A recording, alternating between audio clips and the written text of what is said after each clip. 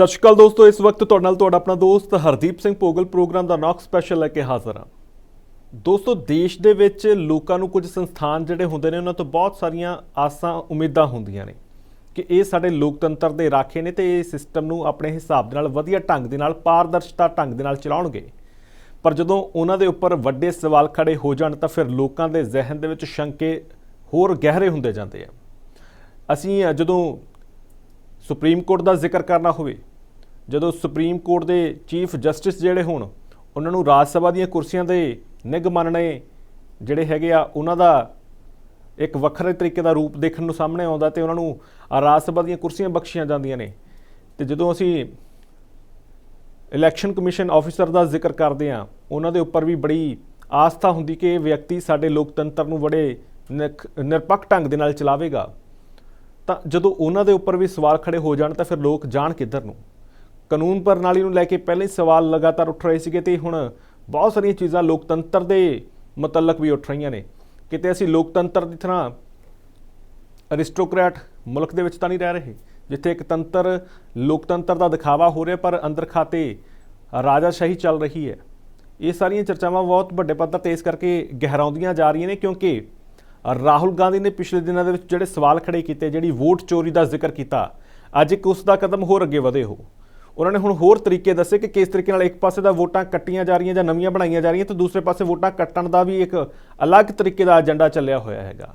ਉਹਨਾਂ ਨੇ ਬਹੁਤ ਸਾਰੇ ਇਲਜ਼ਾਮ ਲਗਾਏ ਨੇ। ਉਹਨਾਂ ਇਲਜ਼ਾਮਾਂ ਨੂੰ ਤਫਸੀਲ ਦੇ ਵਿੱਚ ਸਮਝਣ ਦੀ ਕੋਸ਼ਿਸ਼ ਕਰਾਂਗੇ। ਸਾਡੇ ਨਾਲ ਉਚੇਚੇ ਤੌਰ ਤੇ ਸਿਆਸੀ ਮਾਹਰ ਦੇ ਵਜੋਂ ਸੰਦੀਪ ਚੌਧਰੀ ਜੁੜਨਗੇ, ਗੱਲਬਾਤ ਕਰਾਂਗੇ ਕਿਉਂਕਿ ਦਿੱਲੀ ਦੀ ਪੋਲਿਟਿਕਸ ਕੀ ਹੈਗੀ ਇਹਨੂੰ ਬੜੇ ਨਜ਼ਦੀਕ ਤੋਂ ਸਮਝਦੇ ਨੇ। ਦੇਸ਼ ਦੇ ਵਿੱਚ ਜੋ ਕੁਝ ਹੋ ਵਾਪਰ ਰਿਹਾ ਉਹਨੂੰ ਵੀ ਬੜਾ ਬਰੀਕੀ ਦੇ ਨਾਲ ਦੇਖਦੇ ਨੇ। ਗੱਲਬਾਤ ਕਰਾਂਗੇ। ਚੌਧਰੀ ਸਾਹਿਬ, ਬਹੁਤ ਬਹੁਤ ਸਵਾਗਤ ਜੀ ਤੁਹਾਡਾ। ਧੰਨਵਾਦ ਭੋਗਲ ਸਾਹਿਬ। ਚੌਧਰੀ ਸਾਹਿਬ, ਸਭ ਤੋਂ ਪਹਿਲਾਂ ਤਾਂ ਇਹ ਜਿਹੜੀ ਰਾਹੁਲ ਗਾਂਧੀ ਦੀ ਪ੍ਰੈਸ ਵਾਰਤਾ ਸੀਗੀ ਉਹਦੇ ਵਿੱਚ ਉਹਨਾਂ ਨੇ ਬੜੇ ਨਿਰਪੱਖ ਢੰਗ ਦੇ ਨਾਲ ਸਬੂਤਾਂ ਦੇ ਜ਼ਰੀਏ ਇਸ ਵਾਰ ਤਾਂ ਲੋਕਾਂ ਨੂੰ ਵੀ ਨਾਲ ਲੈ ਕੇ ਆਏ, ਲੋਕਾਂ ਦੇ ਨਾਲ ਗੱਲਬਾਤ ਵੀ ਕਰਾਤੀ, ਬਹੁਤ ਸਾਰੀਆਂ ਚੀਜ਼ਾਂ ਉਹਨਾਂ ਨੇ ਆਪਣੇ ਤਰੀਕੇ ਨਾਲ ਪੇਸ਼ ਕੀਤੀਆਂ। ਪਹਿਲਾਂ ਮੈਂ ਤੁਹਾਡੇ ਨਜ਼ਰੀਏ ਤੋਂ ਸਮਝਣ ਦੀ ਕੋਸ਼ਿਸ਼ ਕਰਾਂ ਕਿ ਇਸ ਪ੍ਰੈਸ ਵਾਰਤਾ ਨੂੰ ਤੁਸੀਂ ਕਿਸ ਤਰੀਕੇ ਨਾਲ ਦੇਖਿਆ, ਉਸ ਤੋਂ ਬਾਅਦ ਆਪਾਂ ਅੱਗੇ ਵਧਾਂਗੇ। ਤੁਸੀਂ ਇਸ ਪੂਰੇ ਮਾਹੌਲ ਦੇ ਵਿੱਚ ਸਮਝ ਰਹੇ ਹੋ ਕਿ ਜੋ ਰਾਹੁਲ ਗਾਂਧੀ ਕਹਿਣਾ ਚਾਹੁੰਦੇ ਸੀ ਕਿ ਉਹਦੇ ਵਿੱਚ ਕਿੰਨਾ ਕੁ ਸੱਚ ਨਜ਼ਰ ਆਇਆ ਤੁਹਾਨੂੰ, ਜਾਂ ਕੀ ਉਹਦੇ ਵਿੱਚ ਜਿਹੜੇ ਇਲਜ਼ਾਮ ਲਗਾਏ ਗਏ ਉਹਨਾਂ ਨੂੰ ਤੁਸੀਂ ਕਿਸ ਤਰੀਕੇ ਨਾਲ ਸਮਝਿਆ? देखिए भोगल साहब, जिस तरीके से राहुल गांधी पिछले कुछ समय से ये लड़ाई लड़ रहे हैं और एक पढ़े लिखा व्यक्ति इस नतीजे पे पहुंचने की कोशिश करता है कि आखिर हकीकत क्या है। हमारे देश की जो डेमोक्रेसी है, जो प्रजातंत्र है, उसमें ऐसा पहले नहीं होता था। पहले एंटी इनकम्बेंसी एक फैक्टर होता था जिसके ऊपर सरकारें बदल जाती थी और हर 5 सालों में सरकारें बदलती थी, कई 10 सालों में सरकारें बदलती थी। लेकिन अभी पिछले कुछ समय से चीजें नोटिस अगर आप भी करते होंगे, हम भी करते हैं कि सरकारें पूरी तरीके से फेल हैं, नेता पूरी तरीके से फेल हैं। जो विधायक का चुनाव नहीं जीत सकते वो मुख्यमंत्री बन के कुर्सी चला रहे हैं, प्रदेश को चला रहे हैं, लेकिन सरकार फिर भी बनती जा रही है। आखिर इसके पीछे कोई ना कोई रिसर्च होनी चाहिए थी। और आज की तारीख में हिंदुस्तान में जितने भी क्षेत्रीय दल हैं या जो बड़े भी दल हैं, उनमें हो क्या रहा है, उनके जो पॉलिटिकल लोग हैं, उनकी जो लीडरशिप है, वो अपनी पार्टियां बचाने की लड़ाई लड़ रहे हैं। लेकिन राहुल गांधी कहिए या कांग्रेस कहिए, जो प्रजातंत्र को, जो इस डेमोक्रेसी को बचाने की लड़ाई लड़ रहे हैं और वो उस नतीजे तक पहुंच रहे हैं कि आखिर चुनाव कैसे जीते जाते हैं और कैसे चुनाव हराए जाते हैं। इनके कुछ उदाहरण तो हमारे आपके सबके सामने पहले से आ चुके थे। एक उदाहरण तो ये था कि भाई कुछ अधिकारियों को आप अपने तरीके से सेट कर दो, उस पोजीशन पे पहुंचा दो जहां से वे चुनाव को डिक्लेयर कर सकते हैं, हरवा सकते हैं, जितवा सकते हैं। ऐसी कई चीजें हमारे सामने आई कि जो व्यक्ति चुनाव जीत सकता था, जब लास्ट में रिजल्ट डिक्लेयर होने का टाइम आता है तो वहां पर कुछ अधिकारी होते हैं जो क्लास 1 रैंक के अधिकारी होते हैं, कुछ मजिस्ट्रेट बनाकर बैठाए जाते हैं इलेक्शन के दौरान। कोई किसी एसडीएम के पास चार्ज होता है, किसी डीएम के पास चार्ज होता है, तो वो सरकार से मिले होते हैं, उनकी ट्रांसफर पोस्टिंग भी सरकार के हिसाब से होती है, या उन्होंने जो गबन किए होते हैं उनको सरकार दबा के छुपा के रखती है। ऐसे में वो सरकारों के लिए काम करने लगते हैं। उसमें अगर भोगल साहब आप चुनाव जीत भी रहे हैं और मेरी बात हो गई है तो वो डिक्लेयर मुझे कर देंगे, आपको किसी भी तरीके से एंड टाइम पे धक्के मुक्के करके या लड़ाई का या किसी भी तरीके का इल्जाम लगाकर उस रूम से बाहर निकाल देंगे जहां पर गिनती होती है, और लास्ट में रिजल्ट मेरे पक्ष में आ जाएगा। ये चीजें किससे छुपी नहीं है, ये चीजें सबके सामने आ चुकी है। आपके सामने पानीपत का उदाहरण है जो सुप्रीम कोर्ट में जाकर के साबित हो गया है। उसके अलावा एक ये चीजें थी कि भाई कोई अधिकारी अपने सेट कर दो, अनिल मसीह की तरह। आप चंडीगढ़ में रहते हैं, चंडीगढ़ का आपसे ज्यादा बड़ा उदाहरण कोई दे नहीं सकता, कोई समझ नहीं सकता। तीसरी चीज ये थी कि भाई कुछ वोट को किस तरीके से निपटाया जाए कि हमें पता चल जाता है कि ये सीट 3 बार से 4 बार से बीजेपी अगर 10,000 वोट से हार रही है, 2,000 वोट से हार रही है, 1,500 वोट से हार रही है, अगर उस पर ये तो क्लियर हुआ है कि भाई जैसे अकाली दल का वोट है या ये कांग्रेस का वोट है या ये आप आदमी पार्टी का वोट है या बीजेपी का वोट है, ये चीजें ज्यादा मुश्किल नहीं है, इनको आइडेंटिफाई किया जा सकता है। जी। तो आजकल उन चीजों को हटा दिया जाता है, वो वोट बैंक को साफ कर दिया जाता है, जो कि हमारे कुछ नेता कहते हैं कि देखिए हम पगड़ी से पहचान सकते हैं, हम टोपी से पहचान सकते हैं लोगों को। तो आजकल हमारे देश में उनके पूजा पाठ के तरीके से, उनके पहनावे के तरीके से, उनके लैंग्वेज के तरीके से लोगों को आइडेंटिफाई किया जाने लगा है। और ये हम्म। भी समझा जाने लगा है कि भाई क्या टोपी वाला हमें वोट देगा या नहीं देगा, पगड़ी वाला हमें वोट देगा या नहीं देगा। तो आज की तारीख में चीजें बड़ी पेचीदा है, लेकिन मैं कांग्रेस की और खासकर राहुल गांधी की तारीफ करूंगा, जो न केवल कांग्रेस को बचाने की लड़ाई लड़ रहे हैं, बल्कि हिंदुस्तान के प्रजातंत्र को जिंदा करने की कोशिश कर रहे हैं और सबूतों के साथ वो प्रेजेंटेशन दे रहे हैं। और मैं ये मानता हूं कि ऐसे लीडर का होना बहुत जरूरी है, जो टेक्नोलॉजी वाइज भी काफी इफेक्टिव हो सकता है, जो आपको पूरी जानकारी एक प्रोफेसर की तरह दे सकता है, जो इतने अच्छे से अपनी प्रेजेंटेशन दे सकता है। तो ये बड़ी बात है, ये जी। केवल एक एजुकेटेड व्यक्ति कर सकता है। अदरवाइज आप भी समझते हैं भोगल साहब, अगर हम्म। आप अनपढ़ आदमी को बैठा दे, आप मुझे ये बताइए, अगर मैं कोई बर्फी बनाने वाला आपका चैनल में दे दूं तो क्या आप चैनल हेड बना सकते हैं? क्या मैं कोई चाय बनाने वाला आपको दे दूं, आप उसको एंकर बना सकते हैं, वो एंकरिंग कर सकता है? क्या हम्म। कोई जूते गांठने वाला व्यक्ति किसी देश को चला सकता है? तो ये चीजें हमें समझनी पड़ेगी। हमारे देश में इतने भोले लोग हैं, आज भी इतने भोले लोग हैं, जी। अगर कोई व्यक्ति आए और झूठ बोलने लगे हमारे सामने, तो हम उसका यकीन करने लगते हैं। हमें ये भी देखना पड़ेगा कि इसकी एजुकेशन क्या है। हम अपने घर में किसी को रखने के लिए, अपने ऑफिस में किसी को रखने के लिए उसकी पूरी इंक्वायरी करते हैं, उसका एजुकेशन भी देखते हैं, उसका एक्सपीरियंस भी देखते हैं, उसका बैकग्राउंड भी देखते हैं। लेकिन जब हम देश किसी के हाथों में देने के लिए जाते हैं, तो मेरे ख्याल से अभी तक हमारी वो सोच नहीं है, हम उसके डायलॉग पर, उसके बातों पर, झूठे हैं सच्चे हैं क्या है, उन पर बिल्कुल। विश्वास करते हैं और आगे ਅ- बढ़ जाते हैं। ਅਕਸਰ ਇਹ ਟਿੱਪਣੀ ਕੀਤੀ ਜਾਂਦੀ ਸੀ ਕਿ ਮੈਂ ਦੇਸ਼ ਨਹੀਂ ਵਿਕਨੇ ਦੂੰਗਾ ਔਰ ਦੇਸ਼ ਨਹੀਂ ਝੁਕਨੇ ਦੂੰਗਾ, ਲੇਕਿਨ ਪਰ ਜਿਹੜੀਆਂ ਹੁਣ ਸਥਿਤੀਆਂ ਬਣ ਰਹੀਆਂ ਨੇ, ਜਿਵੇਂ ਅਸੀਂ ਹਾਲ ਦੀ ਘੜੀ ਦੇ ਵਿੱਚ ਬਹੁਤ ਸਾਰੀਆਂ ਚੀਜ਼ਾਂ ਦੇਖ ਰਹੇ ਹਾਂ ਕਿ 1 ਰੁਪਏ ਦੇ ਹਿਸਾਬ ਦੇ ਨਾਲ 35 ਸਾਲਾਂ ਦੇ ਲਈ ਜ਼ਮੀਨ ਲੀਜ਼ ਤੇ ਜੇ ਇੱਕ ਇੱਕ ਪਰਿਵਾਰ ਨੂੰ ਦਿੱਤੀ ਜਾ ਰਹੀ ਹੈ ਜਾਂ ਇੱਕ ਵੱਡੇ ਇੰਡਸਟਰੀਅਲਿਸਟ ਨੂੰ ਦਿੱਤੀ ਜਾ ਰਹੀ ਹੈ, ਤਾਂ ਲੋਕ ਸਮਝ ਰਹੇ ਨੇ ਸਾਰੀਆਂ ਚੀਜ਼ਾਂ। ਪਰ ਚੌਧਰੀ ਸਾਹਿਬ, ਇਹਦੇ ਵਿੱਚ ਇੱਕ ਚੀਜ਼ ਸਮਝਣ ਵਾਲੀ ਇਹ ਵੀ ਹੈ ਕਿ ਜਿਵੇਂ ਰਾਹੁਲ ਗਾਂਧੀ ਚਲੋ ਇੱਕ ਚੀਜ਼ਾਂ ਤਾਂ ਦੱਸ ਰਹੇ ਸੀਗੇ ਕਿ ਇਸ ਤਰੀਕੇ ਦੇ ਨਾਲ ਵੋਟ ਨੂੰ ਘਟਾਇਆ ਗਿਆ ਤੇ ਇਹ ਬੜਾ ਸਿਸਟਮੈਟਿਕਲ ਤਰੀਕੇ ਦੇ ਨਾਲ ਚੀਜ਼ਾਂ ਕੀਤੀਆਂ ਗਈਆਂ, ਤਾਂ ਇੱਥੋਂ ਤੱਕ ਵੀ ਉਹਨਾਂ ਨੇ ਕਿਹਾ, ਕਹਿੰਦੇ ਕਿ ਸੌਫਟਵੇਅਰ ਇਸਤੇਮਾਲ ਕੀਤੇ ਜਾ ਰਹੇ ਨੇ, ਕਿਉਂਕਿ ਸਵੇਰ ਦੇ 4 ਵਜੇ ਉੱਠ ਕੇ ਇੱਕ ਵਿਅਕਤੀ ਦੇ ਨਾਮ ਤੋਂ ਵੋਟ ਕਟਵਾਇਆ ਜਾ ਰਿਹਾ। ਦੂਸਰੀ ਗੱਲ ਉਹਨਾਂ ਨੇ ਇਹ ਕੀਤੀ ਕਿ ਕੁਝ ਸਕਿੰਟਾਂ ਦੇ ਵਿੱਚ ਇਹ ਸਾਰੀ ਪ੍ਰੋਸੈਸ ਹੋ ਜਾਂਦੀ ਹੈ। ਜੇ ਆਮ ਤੌਰ ਤੇ ਫਿਜ਼ੀਕਲ ਤੌਰ ਤੇ ਮੈਂ ਚਾਹਾਂ ਕਿ ਮੇਰੇ ਗਵਾਂਢ ਦੇ ਵਿੱਚ ਕੋਈ ਵਿਅਕਤੀ ਪਹਿਲਾਂ ਰਹਿੰਦਾ ਸੀਗਾ ਪਰ ਹੁਣ ਉਹ ਨਹੀਂ ਰਹਿੰਦਾ, ਮੈਂ ਉਹਦਾ ਵੋਟ ਕਟਵਾਉਣ ਦੇ ਲਈ ਅਪਲਾਈ ਕਰਾਂ, ਤਾਂ ਕਹਿੰਦੇ ਤੁਸੀਂ ਇੱਕ ਵਾਰੀ ਅਪਲਾਈ ਕਰਕੇ ਦੇਖੋ ਕਿੰਨਾ ਸਮਾਂ ਲੱਗ ਜਾਂਦਾ, ਕਿੰਨੇ ਪ੍ਰੂਫ ਮੰਗੇ ਜਾਣਗੇ, ਕਿੰਨੇ ਤੁਹਾਡੇ ਤੋਂ ਹਸਤਾਖਰ ਕਰਵਾਏ ਜਾਣਗੇ। ਪਰ ਇਹ ਆਨਲਾਈਨ ਸਿਸਟਮ ਕੁਝ ਸਕਿੰਟਾਂ ਦੇ ਵਿੱਚ, ਕੁਝ ਪਲਾਂ ਦੇ ਵਿੱਚ ਤੁਹਾਡੀ ਵੋਟ ਕੱਟ ਕੇ ਪਰੇ ਮਾਰ ਰਿਹਾ ਹੈ। ਇਹ ਸੌਫਟਵੇਅਰ ਦੇ ਜ਼ਰੀਏ ਕਹਿੰਦੇ ਸਾਰੀ ਖੇਡ ਖੇਡੀ ਜਾ ਰਹੀ। ਤੁਸੀਂ ਸਮਝ ਰਹੇ ਹੋ ਇਸ ਚੀਜ਼ ਨੂੰ ਕਿ ਕਿੰਨੀ ਗਹਿਰਾਈ ਤੱਕ ਚੀਜ਼ਾਂ ਚੱਲ ਰਹੀਆਂ ਕਿ ਸੌਫਟਵੇਅਰ ਦੇ ਜ਼ਰੀਏ ਹੁਣ ਵੋਟਾਂ ਦਾ ਇਸਤੇਮਾਲ ਕਿਸ ਤਰੀਕੇ ਨਾਲ ਕਰਨਾ, ਕਿਸ ਤਰੀਕੇ ਨਾਲ ਨਹੀਂ ਕਰਨਾ, ਫਿਰ ਤਾਂ ਈਵੀਐਮ ਵੀ ਸਵਾਲਾਂ ਦੇ ਘੇਰੇ ਦੇ ਵਿੱਚ ਆ ਜਾਂਦੀ ਦੁਬਾਰਾ। देखिए मुगल साहब, जैसे आप एक बैंक में जाते हैं, हम लोग अपने अकाउंट को चेक नहीं कर सकते जितने अच्छे से एक बैंक का अधिकारी अगर आपका जानने वाला है, तो आप किसी के भी बैंक की डिटेल जानकारी उससे ले सकते हैं, उसके खाते में कितने पैसे पड़े हैं, कितने नहीं पड़े हैं। ठीक इसी तरीके से हमें आपको वोट बनवाने में और कटवाने में एक लंबे प्रोसेस से होकर के गुजरना पड़ता है। लेकिन अगर आपका जो चुनाव आयोग के ऑफिस है, आप भी कभी जाते होंगे, हर जिले में डीएमओ कार्यालय के अंदर एक चुनाव अधिकारी भी बैठते हैं, वहां वोट बनाने का उसका प्रोसेस चलता है, फार्म भर के देने पड़ते हैं। अगर वहां बैठा अधिकारी चाहे तो 1 मिनट में अपने सिस्टम के अंदर किसी के भी डिलीट मार सकता है और किसी का भी वोट काट सकता है और किसी के भी बनवा सकता है। तो सारा जो खेल है वो आज की तारीख में आपको समझना पड़ेगा कि पूरा सिस्टम है वो अधिकारियों के हाथ में है और अधिकारियों को सेट करने की बात है। आपने पिछले कुछ समय से चीजें नोटिस की होंगी कि जो व्यक्ति मिनिस्ट्रीज में सेक्रेटरी होते हैं, प्रधानमंत्री के, मुख्यमंत्री के या मंत्री के, उन्हीं को ही जब हम देख लेते हैं हमारे साथ उनकी ट्यूनिंग कैसी हो गई है, फिर हम उनको कोई संस्था पकड़ा देते हैं। या हम देख लेते हैं जुडिशरी में अगर किसी के साथ हमारी सेटिंग हो गई है और वो हमारे हिसाब से काम कर रहा है, हमारे हिसाब से फैसले कर रहा है, बीच बीच में वो सरकार को भी डांट देता है, क्योंकि दिखाने के लिए बहुत कुछ करना पड़ता है। ऐसा भी दिखाया जाता है कि भाई ये जज आ गया है, ये जज तो प्रधानमंत्री को भी खींच देता है, ये बीजेपी को भी फटकार लगा देता है। और फिर वो धीरे से कुछ डिसीजन ऐसे दे करके चला जाता है कि हम और आप सोचते रह जाते हैं।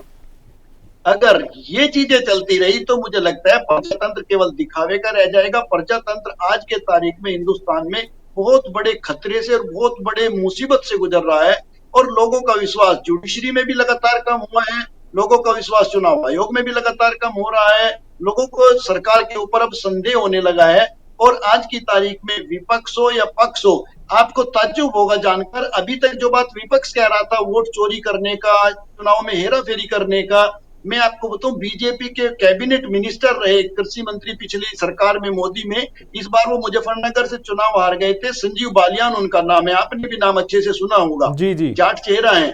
इस बार वो कॉन्स्टिट्यूशनल क्लब का चुनाव लड़ रहे थे दिल्ली में राजीव प्रताप रूडी के सामने, और वो चुनाव हार गए हैं। तो उन्होंने आरोप लगाया कि वहां चुनाव में बड़ी वोट डालने में धांधली हुई है, वोट चोरी हुई है। उन्होंने 2-3 लोगों के नाम लेकर के बताए, एक ब्रजेंद्र सिंह जो हिसार से सांसद रहे, कि उनका वोट उनके पहुंचने से पहले डल चुका था।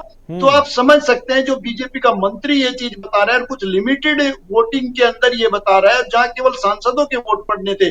अगर सांसदों के वोट में हेराफेरी हो सकती है, मैं और आप और जनता तो किस खेत की मूली है, हमारे साथ कोई भी खिलवाड़ हो सकता है। एक अधिकारी बैठ करके सारी वोट बना सकता है, एक अधिकारी बैठ करके सारी वोट काट सकता है। और वोट काटना इतना आसान है। अगर हमें ये लगता है कि सरदारों की वोट मुझे 90% नहीं मिल रही है, तो सिखों की वोट काटने में क्या है, आप कंप्यूटर में हम और आप कोई चीज ढूंढते हैं, आप कोर डाल दीजिए सामने, कोर के नाम से एक लिस्ट निकल के आएगी, नाम पीछे किसी का भी होगा, यह आइडेंटिफाई हो जाएगा कि ये सिख है। उन वोटों को डिलीट मारा जा सकता है। जब हम कोई चीज सर्च करते हैं, आप कोई मुस्लिम नाम में कुछ भी खान लिख दीजिए, जैदी लिख दीजिए, अहमद लिख दीजिए, बहुत लंबी एक लिस्ट निकल के आएगी, आप एक सेकंड में उसको डिलीट मार सकते हैं। जाटों में अगर आपको वोट काटनी है, आप मलिक लिख दीजिए, आगे बहुत सारे मलिक आ जाएंगे, खत्म कर दीजिए, बालियान लिख दीजिए, खत्म कर दीजिए, मान लिख दीजिए, आगे खत्म कर दीजिए। तो बहुत तरीके हैं। आज टेक्नोलॉजी का युग है, कंप्यूटर का युग है, एक सेकंड में हम लाखों वोट खत्म कर सकते हैं, हजारों वोट खत्म कर सकते हैं, सैकड़ों वोट खत्म करने का तो कुछ मामला ही नहीं है जी।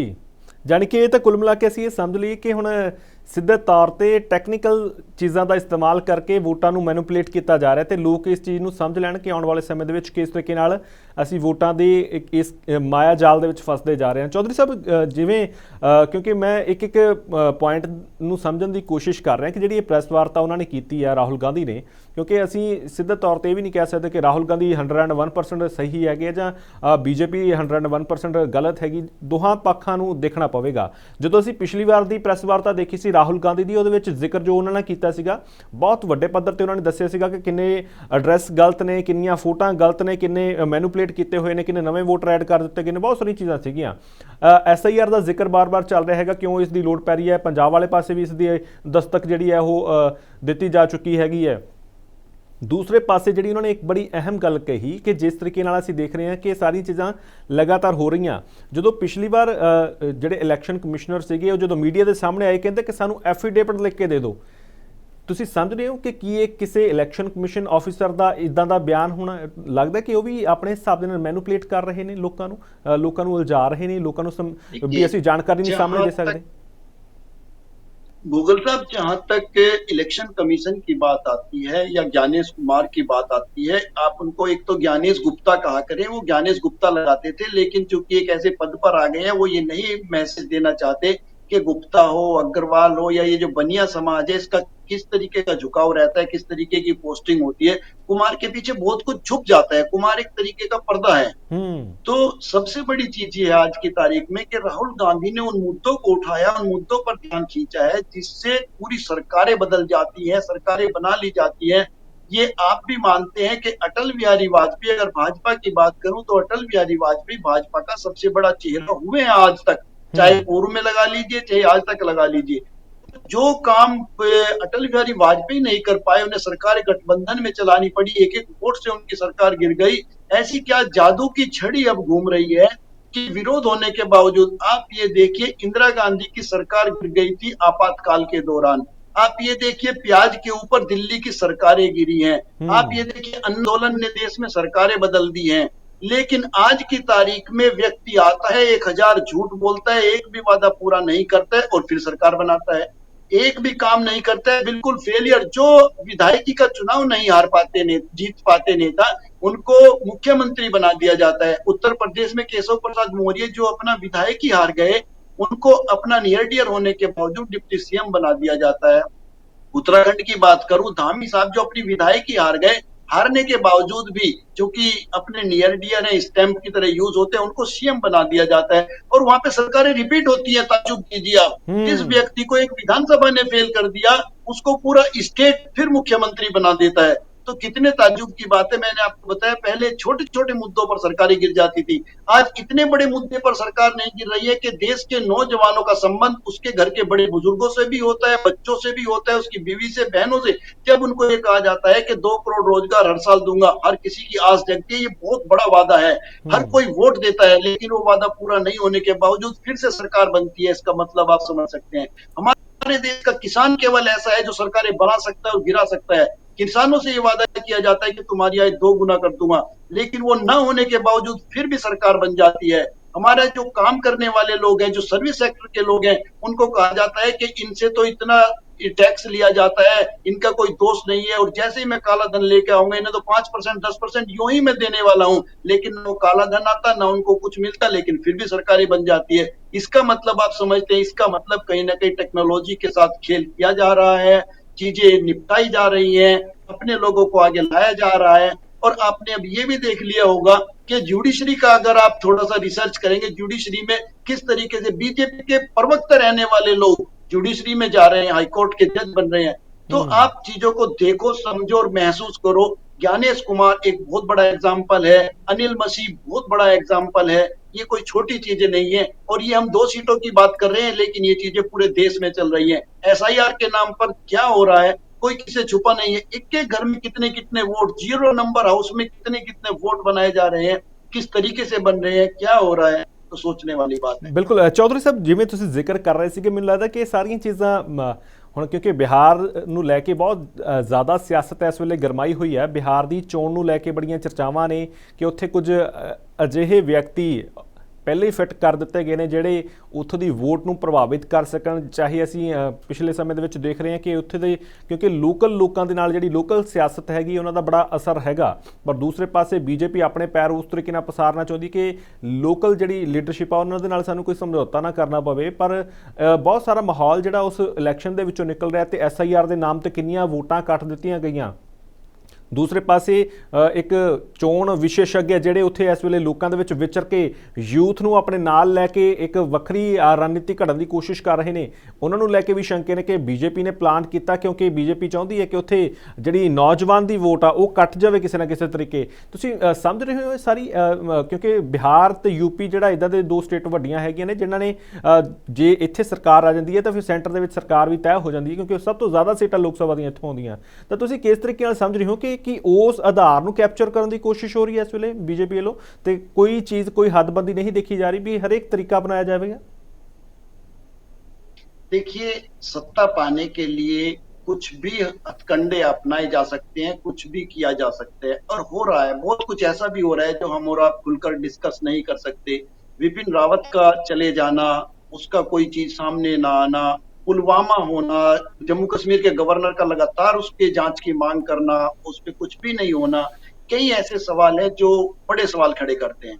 रही बात सरकारें बनाने की, आज की तारीख में हालांकि गठबंधन की सरकार है, चीजें मोदी के लिए करने भी बहुत मुश्किल हैं, लेकिन जो गठबंधन में इनके साथी हैं उनके भी अपने लालच है और उनके स्वार्थ भी पूरे इसी सरकार के साथ हो सकते हैं।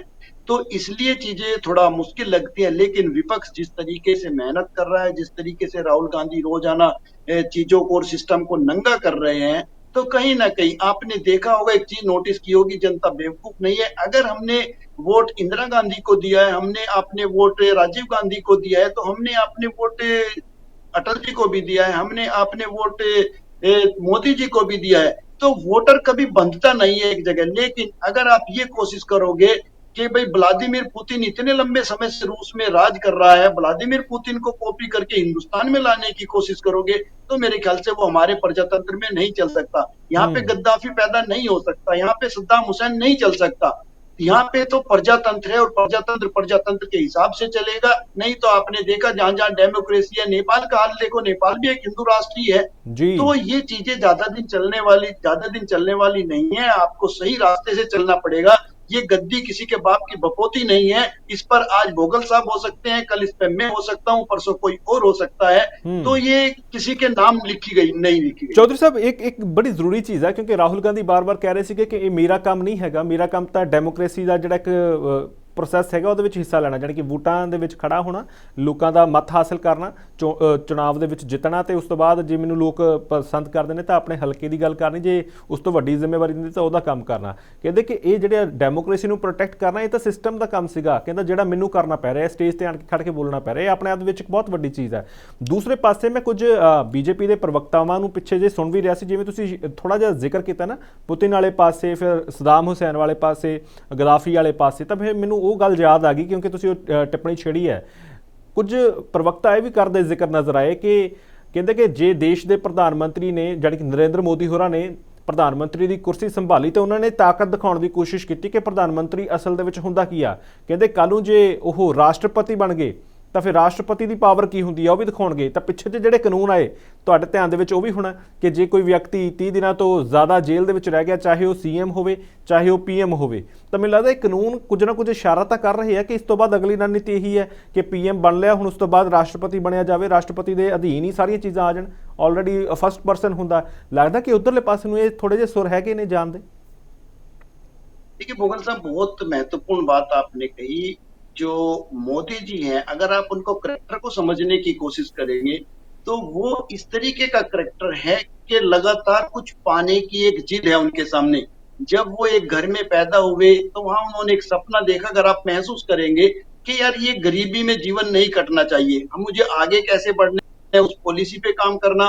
बीजेपी संगठन में वो ऊपर तक पहुंचे, वो भी के राष्ट्रीय अध्यक्ष ही नहीं बने, अदरवाइज जो सेकंड पोस्ट होती है राष्ट्रीय संगठन महामंत्री की, उस पोस्ट तक वो पहुंचे। वहां पहुंचने के बाद उनका रास्ता साफ हो गया, वो मुख्यमंत्री बने। मुख्यमंत्री बनने के बाद आगे बढ़ने का एक ही तरीका था कि भाई किसी तरीके से प्रधानमंत्री के पद तक पहुंचा जाए। क्योंकि मंत्री बनना, कैबिनेट मंत्री बनना मेरे ख्याल से ब्लॉक हो जाते हैं आदमी के रास्ते, और उन्होंने उस चीज को अचीव किया। अब अगला जो उनका वो है टारगेट है, जहां तक मुझे लगता है, क्योंकि वो बिना पद के नहीं रह सकते, उन्हें एक प्रोटोकॉल में रहने की आदत है, सरकारी फैसिलिटीज की उन्हें आदत है, और हीरो बनकर रहने की उन्हें आदत है। इसमें कोई दो राय नहीं है। क्योंकि वो सादगी उनकी आपको नहीं मिलेगी, वो सोशल भी नहीं है। आप मुझे नहीं बता सकते जब वो चाय वाले थे, कोई एक चाय वाला दोस्त आज तक उनका आपके सामने आया हो। कभी जब वो स्टूडेंट रहे होंगे, कोई एक स्टूडेंट लाइफ का उनका दोस्त उनके सामने आया, या किसी के साथ में उन्होंने कभी बर्थडे मनाया हो, या किसी के सुख दुख में वो शामिल हुए हो, वो चीजें भी नहीं। तो सोशल लाइफ उनकी नहीं है। हाँ, उनकी ऐसी लाइफ जरूर है जिनके साथ वो खुल के, मान लिया अंबानी साहब है, अंबानी साहब के साथ वो खुल के जी सकते हैं, लेकिन इनसे मुलाकात किसी पोस्ट पे रहते हुए ही पॉसिबल है। अदरवाइज जब आप पोस्ट पे नहीं रहेंगे तब चीजें मुश्किल हो जाएंगी। और अगला टारगेट निसंदेह उनका राष्ट्रपति पद हो सकता है। और अगर मोदी जी राष्ट्रपति बन गए तो उन्हें पावर इस्तेमाल करने का शौक है, बिना पावर के वो नहीं रह सकते। राष्ट्रपति बने और पावर का इस्तेमाल न करे, ऐसा नहीं हो सकता। अगर मोदी जी हिंदुस्तान के राष्ट्रपति के पद पे पहुंचते हैं तो आप याद रखना, जैसे अमेरिका का राष्ट्रपति होता है, जैसे रसिया का राष्ट्रपति होता है, जैसे कई और ऐसे राष्ट्र हैं जहां राष्ट्रपति की चलती है, तो उन्हीं देशों में हिंदुस्तान शामिल होकर रहेगा। जी, लास्ट सवाल चौधरी ਸਾਹਿਬ, ਕਿਉਂਕਿ 75 ਸਾਲ ਦੇ ਹੋ ਗਏ ਨੇ ਦੇਸ਼ ਦੇ ਪ੍ਰਧਾਨ ਮੰਤਰੀ, ਤਾਂ ਅਕਸਰ ਇੱਕ ਜ਼ਿਕਰ ਚੱਲਦਾ ਹੁੰਦਾ ਸੀਗਾ ਕਿ 75 ਸਾਲ ਦੀ ਉਮਰ ਤੋਂ ਬਾਅਦ ਜਿਹੜੇ ਆਗੂ ਆ ਉਹਨਾਂ ਨੂੰ ਕੋਈ ਵੱਡਾ ਅਹੁਦਾ ਨਹੀਂ ਦਿੱਤਾ ਜਾਊਗਾ। ਅਡਵਾਨੀ ਜੀ ਦਾ ਪੱਤਾ ਇਸੇ ਕਰਕੇ ਕੱਟਿਆ ਗਿਆ ਸੀਗਾ ਕਿਉਂਕਿ 75 ਸਾਲ ਦੀ ਉਮਰ ਹੋ ਗਈ ਸੀ ਤੇ ਕਹਿੰਦੇ ਕਿ ਸਾਈਡਲਾਈਨ ਕਰ ਦਿੱਤਾ ਗਿਆ ਸੀਗਾ, ਇਹ ਕਹਿ ਕੇ ਕਿ 75 ਸਾਲ ਦੀ ਉਮਰ ਤੋਂ ਬਾਅਦ ਕੋਈ ਅਹੁਦਾ ਨਹੀਂ। ਤਾਂ ਹੁਣ 75 ਸਾਲ ਦੇ ਹੋ ਗਏ ਤੇ ਹੁਣ ਤਾਂ ਅਹੁਦੇ ਦਾ ਭੁੱਖ ਜਾਂ ਅਹੁਦੇ ਦੀ ਲਾਲਸਾ ਉਹ ਤਿਆਗ ਦੇਣੀ ਚਾਹੀਦੀ ਹੈ, बीजेपी कहती सी है। देखिए भोगल साहब, बहुत बहुत ही इम्पोर्टेंट सवाल है आपने जिक्र किया। पूरा हिंदुस्तान इसके बारे में सोचता है। मैंने करीब पिछले 20-25 साल नेताओं के बीच में गुजारा है, बड़े बड़े नेताओं के सलाहकार के रूप में मैंने काम किया है जी। आप मुझे हिंदुस्तान में एक नेता का नाम बताओ, जम्मू कश्मीर से लेकर कन्याकुमारी तक, जो पद पे रहा हो या जिसकी राजनीति चल रही हो और उसने संन्यास ले लिया हो। ये चीजें हमने कहानियों में सुनी है कि पहले राजा होते थे, उनको अपनी दाढ़ी में कहीं कोई सफेद बाल दिख गया तो वो जंगल में चले जाते थे, वो किसी को दे देते थे। जी जी जी। आज की तारीख में मुगल साहब, हिंदुस्तान की ये चीज बिल्कुल पॉसिबल नहीं है। अगर कोई देख रहा है तो ये एक हसीन सपने की तरह है। मोदी जी ये पद नहीं छोड़ने वाले हैं, ये पोस्ट नहीं छोड़ने वाले हैं, किसी और को कुर्सी नहीं देने वाले हैं। तो एक बार एक शायरी उन्होंने सुनाई भी थी, ऐसी कुछ थी कि मुझे गिरा के अगर तुम यहाँ तक पहुंच सको तो पहुंचो। तो ये हम्म। ऐसे कुर्सी खाली होने वाली नहीं है, और मुझे ठीक लगता है जो आपकी ਠੀਕ ਹੈ ਚੌਧਰੀ ਸਾਹਿਬ, ਸ਼ੁਕਰੀਆ। ਤੁਸੀਂ ਸਮਾਂ ਕੱਢ ਕੇ ਜੁੜੇ, ਤੁਸੀਂ ਆਪਣਾ ਪੱਖ ਰੱਖਿਆ, ਬਹੁਤ ਧੰਨਵਾਦ ਤੁਹਾਡਾ। ਅਸੀਂ ਇਹੀ ਕੋਸ਼ਿਸ਼ ਕਰ ਰਹੇ ਹਾਂ ਕਿ ਜਿਹੜੀਆਂ ਚੀਜ਼ਾਂ ਇਸ ਵੇਲੇ ਹੋ ਵਾਪਰ ਰਹੀਆਂ, ਕਿਉਂਕਿ ਆਮ ਤੌਰ 'ਤੇ ਲੋਕਾਂ ਦਾ ਇਸ ਪੱਧਰ ਤੱਕ ਜਾਗਰੂਕ ਹੋਣਾ ਬੜਾ ਜ਼ਰੂਰੀ ਹੁੰਦਾ। ਲੋਕ ਆਪਣੇ ਘਰਾਂ ਦੇ ਵਿੱਚ ਫਸੇ ਨੇ, ਆਪਣੇ ਤੱਕ ਸੀਮਿਤ ਰਹਿ ਜਾਂਦੇ ਨੇ, ਤਾਂ ਉਹਨਾਂ ਨੂੰ ਦੇਸ਼ ਦੁਨੀਆ ਦੇ ਵਿੱਚ ਕੀ ਕੁਝ ਹੋ ਰਿਹਾ ਉਹਦੇ ਬਾਰੇ ਕਈ ਵੇਲੇ ਇੰਨੀ ਜ਼ਿਆਦਾ ਜਾਣਕਾਰੀ ਨਹੀਂ ਹੁੰਦੀ। ਅਤੇ ਅਸੀਂ ਇਸ ਪ੍ਰੋਗਰਾਮ ਦੇ ਜ਼ਰੀਏ ਵੀ ਕੋਸ਼ਿਸ਼ ਕਰਦੇ ਹਾਂ ਕਿ ਦੁਨੀਆ ਦੇ ਵਿੱਚ ਜਿਹੜੀਆਂ ਚੀਜ਼ਾਂ ਹੋ ਵਾਪਰੀਆਂ ਅਤੇ ਨਾਲ ਦੀ ਨਾਲ ਦੇਸ਼ ਦੇ ਵਿੱਚ ਵੱਡੇ ਪੱਧਰ 'ਤੇ ਕੀ ਸਿਆਸੀ ਤੌਰ 'ਤੇ ਇਸ ਵੇਲੇ ਚੁਣੌਤੀਆਂ ਹੈਗੀਆਂ ਨੇ, ਉਹਨਾਂ ਨੂੰ ਵੀ ਸਮਝਣ ਦੀ ਕੋਸ਼ਿਸ਼ ਕਰੀਏ। ਇਸ ਵਕਤ ਇਹ ਬਹੁਤ ਵੱਡੀ ਚੁਣੌਤੀ ਹੈ ਕਿ ਜੇ ਤੁਹਾਡਾ ਲੋਕਤੰਤਰ ਹੀ ਖਤਰੇ ਦੇ ਵਿੱਚ ਹੈਗਾ ਤਾਂ ਫਿਰ ਉਸ ਤੋਂ ਜ਼ਿਆਦਾ ਖਤਰਨਾਕ ਚੀਜ਼ ਜਿਹੜੀ ਹੈ ਉਹ ਨਹੀਂ ਹੋ ਸਕਦੀ। ਤਾਂ ਇਸ ਵਕਤ ਰਾਹੁਲ ਗਾਂਧੀ ਨੇ ਇਹ ਸਵਾਲ ਖੜੇ ਕੀਤੇ ਨੇ। ਫਿਲਹਾਲ ਇਹਨਾਂ ਸਵਾਲਾਂ ਦੇ ਨਾਲ ਤੁਸੀਂ ਕਿੰਨਾ ਕੁ ਇਤਫਾਕ ਰੱਖਦੇ ਹੋ, ਕਿਉਂਕਿ ਉਹਨਾਂ ਨੇ ਸਾਫ਼ ਤੌਰ 'ਤੇ ਪ੍ਰੂਫ ਪੇਸ਼ ਕੀਤੇ, ਕੁਝ ਲੋਕਾਂ ਨੂੰ ਸਟੇਜ 'ਤੇ ਬੁਲਾ ਕੇ ਦਿਖਾਇਆ ਵੀ ਇਹ ਵਿਅਕਤੀ ਸੀ, ਇਹਦੇ ਜ਼ਰੀਏ ਵੋਟ ਕੱਟੀਆਂ ਗਈਆਂ ਨੇ, 12 ਵੋਟਾਂ ਕੱਟੀਆਂ, 10 ਵੋਟਾਂ ਕੱਟੀਆਂ, ਜੋ ਵੀ ਹਿਸਾਬ ਨਾਲ ਉਹਨਾਂ ਨੇ ਦੱਸਿਆ, ਤਾਂ ਉਹ ਬਹੁਤ ਆਪਣੇ ਆਪ ਦੇ ਵਿੱਚ ਸੰਗੀਨ ਇਲਜ਼ਾਮ ਨੇ। ਫਿਲਹਾਲ ਹੁਣ ਇਸ 'ਤੇ ਇਲੈਕਸ਼ਨ ਕਮਿਸ਼ਨ ਪਿਛਲੀ ਵਾਰ ਵਾਂਗ ਜਿਸ ਤਰੀਕੇ ਨਾਲ ਬਹੁਤ ਸਾਰੇ ਲੋਕਾਂ ਨੇ ਇਹ ਕਹਿ ਦਿੱਤਾ ਸੀਗਾ ਕਿ ਉਹ ਬੀਜੇਪੀ ਦਾ ਪ੍ਰਵਕਤਾ ਬਣ ਕੇ ਗੱਲਾਂ ਕਰਦੇ ਨਜ਼ਰ ਆ ਰਹੇ ਨੇ, ਚੈਲੰਜ ਕਰ ਰਹੇ ਨੇ, ਕਿਸੇ ਇੰਡੀਪੈਂਡੈਂਟ ਜਿਹੜੀ ਬਾਡੀ ਹੁੰਦੀ ਉਹਦਾ ਇੱਦਾਂ ਦਾ ਰਵੱਈਆ ਨਹੀਂ ਹੁੰਦਾ, ਤਾਂ ਇਹ ਬੜੀਆਂ ਹੈਰਾਨ ਕਰਨ ਵਾਲੀਆਂ ਚੀਜ਼ਾਂ ਨੇ। ਇੱਕ ਪਾਸੇ ਰਾਹੁਲ ਗਾਂਧੀ ਨੂੰ ਇਹ ਕਿਹਾ ਜਾਂਦਾ ਕਿ ਆਪਣਾ ਹਲਫੀਆ ਬਿਆਨ ਦੇ ਦਿਓ, ਅਸੀਂ ਕਾਰਵਾਈ ਕਰ ਦੇਵਾਂਗੇ, ਅਤੇ ਦੂਸਰੇ ਪਾਸੇ ਅਨੁਰਾਗ ਠਾਕੁਰ ਨੇ ਵੀ ਉੱਦਾਂ ਦੀ ਇੱਕ ਪ੍ਰੈਸ ਵਾਰਤਾ ਕੀਤੀ ਸੀ, ਉਹਦੇ ਬਾਰੇ ਇੱਕ ਟਿੱਪਣੀ ਤੱਕ ਨਹੀਂ ਕੀਤੀ ਗਈ। ਤਾਂ ਇਹ ਆਪਣੇ ਆਪ ਦੇ ਵਿੱਚ ਦੱਸ ਰਿਹਾ ਹੈ ਚੀਜ਼ਾਂ ਕਿ ਜਿਹੜੇ ਇਲੈਕਸ਼ਨ ਕਮਿਸ਼ਨਰ ਨੇ ਉਹ ਵੀ ਕਿਸ ਤਰੀਕੇ ਨਾਲ ਇਸ ਵਕਤ ਇਸ ਸਿਆਸਤ ਦੀ ਜਦ ਦੇ ਵਿੱਚ ਆ ਚੁੱਕੇ ਨੇ। ਤਾਂ ਬਹੁਤ ਵੱਡੇ ਸਵਾਲ ਨੇ। ਫਿਲਹਾਲ ਲੋਕਤੰਤਰ ਨੂੰ ਬਚਾਉਣ ਦੀ ਕੋਸ਼ਿਸ਼ ਰਾਹੁਲ ਗਾਂਧੀ ਕਰ ਰਹੇ ਨੇ, ਅਸੀਂ ਉਹਨਾਂ ਦੇ ਕੋਈ ਹੱਕ ਦੀ ਗੱਲ ਨਹੀਂ ਕਰ ਰਹੇ, ਪਰ ਜਿਹੜੇ ਉਹ ਸਵਾਲ ਖੜੇ ਕਰ ਰਹੇ ਨੇ ਉਹ ਬੜੇ ਵੈਲਿਡ ਲੱਗ ਰਹੇ ਨੇ। ਇਸ ਕਰਕੇ ਲੋਕ ਇਸ ਮੁਤਲਕ ਵੀ ਸੋਚਣਾ ਸ਼ੁਰੂ ਕਰ ਰਹੇ ਨੇ ਕਿ ਦੇਸ਼ ਦੇ ਵਿੱਚ ਚੱਲ ਕੀ ਰਹੇਗਾ। ਫਿਲਹਾਲ ਤੁਸੀਂ ਇਸ ਬਾਰੇ ਕੀ ਸੋਚਦੇ ਹੋ? ਆਪਣੇ ਕਮੈਂਟ, ਆਪਣੀ ਟਿੱਪਣੀ ਸਾਡੇ ਨਾਲ ਜ਼ਰੂਰ ਸਾਂਝੇ ਕਰਨਾ। ਇੱਥੇ ਤੁਹਾਡੇ ਤੋਂ ਅੱਗ ਲੈਣੀ ਹੈ। ਬਹੁਤ ਬਹੁਤ ਧੰਨਵਾਦ।